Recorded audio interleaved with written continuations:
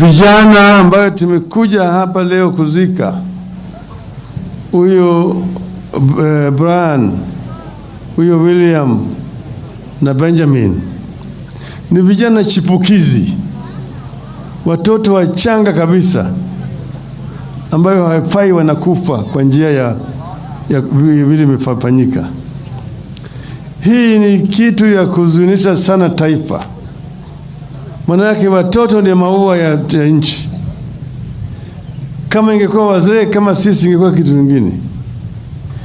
Lakini vile hawa vijana wamekufa yenyewe ndio inahuzunisha zaidi. Manake wako watu ambao walikuwa wagonjwa na wameona vile wamewawa.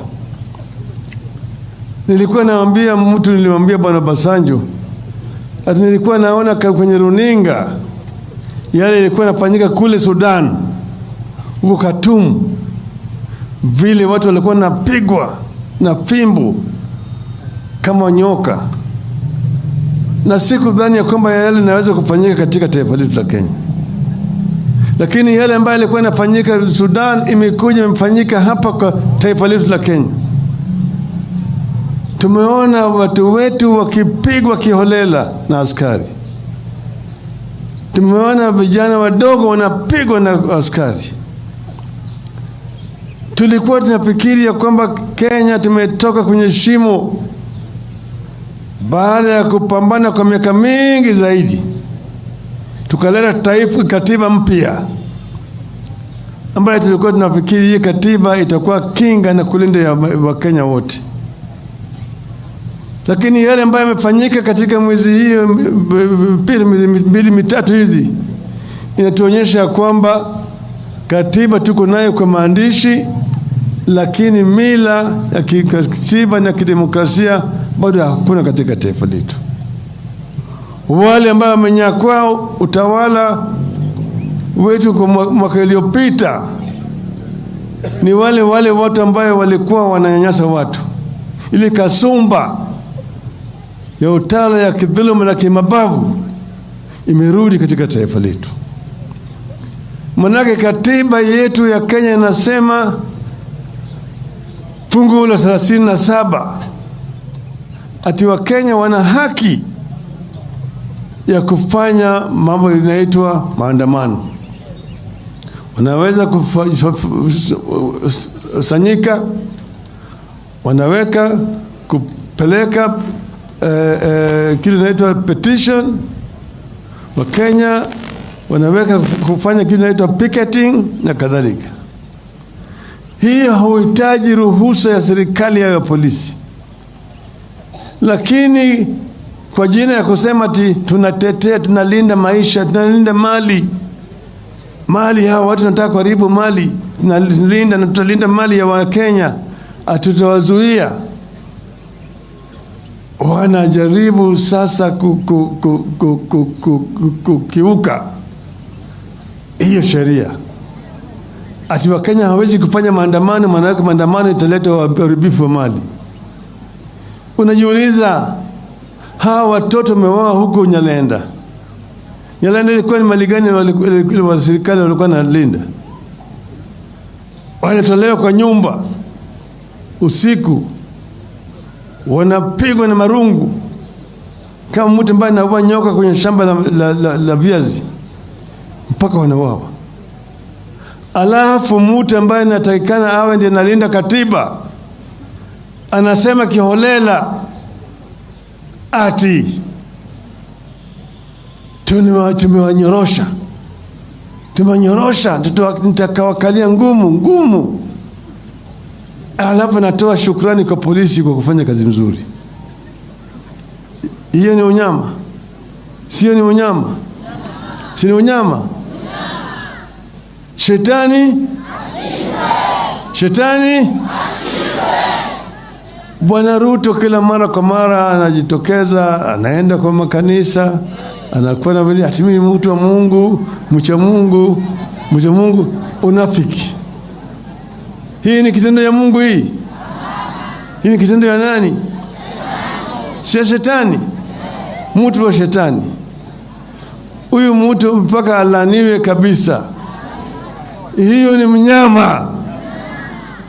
Kitendo ambayo amefanya ni kitendo ya unyama. Sasa kwa sababu wanajua kuna ushahidi ya kutosha kumshtaki yeye katika mahakama ya ulimwengu, ameenda juzi anaweka sahihi kwa ile mkataba unaitwa Malabo. Ati Malabo Protocol. Hii Malabo Protocol ati itamlinda yeye hawezi kushtakiwa hata akifanya unyama hapa. Shame on him. Shame on him. Hata uende wapi, atuingie katika ile shimo ya nyoka na wapi, Wakenya watakuwa na wewe. Kitendo hiki hawezi kuenda bila namna hiyo. Damu ya vijana wetu hawezi kwenda namna hiyo. Sisi tulisema Wakenya wana sababu, Wakenya wana nia, tena Wakenya wana uwezo ya kuleta mabadiliko. Wakenya walijitokeza kufanya maandamano kwa sababu ya gharama ya maisha.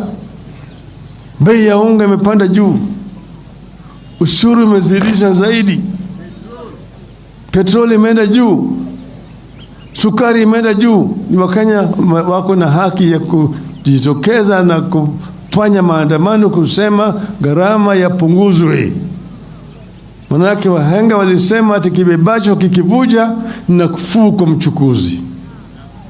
Sasa hao wanafanya maandamano ya kusema gharama irudisha chini, wewe unatutuma askari na kwenda na risasi kupiga wao. Alafu mwingine ambaye ati ni Inspector General ya polisi anasema tawa jamaa wanajifanya tu maiti wamekwenda kugodisha kwenye mchwari. Ati anaitwa Bwana Kome. Nilimwambia Bwana Kome, koma kabisa wewe. Usipokoma sisi tutakomesha wewe. Sasa usiseme bwana gavana, huyo Tichilo rafiki yangu sana. Usiseme tumwambia serikali ichukue hatua. Serikali gani itachukua hatua? Kama Ruto mwenyewe ameshatoa pongezi kwa hao askari, serikali gani itachukua hatua? Hakuna mtu serikali itachukua hatua, hakuna chochote. Hata muona kama wameleta rambirambi hapa. Wameleta County Commissioner amekuja hapa. Wao wanasherekea maisha hao watu. Sisi tuko sasa kama Wakenya, hakuna serikali. Serikali imekuwa unyama. Wamekuwa wanyama. Wanasema tu sisi tunaweza kuongea na Bwana Azimio, lakini hakuna mambo ya handshake. Handshake ya nini? Nani anaweza kusalimu mkono ambaye umejaa na damu ya watoto wetu? Siwezi kushika mtu mkono ya damu.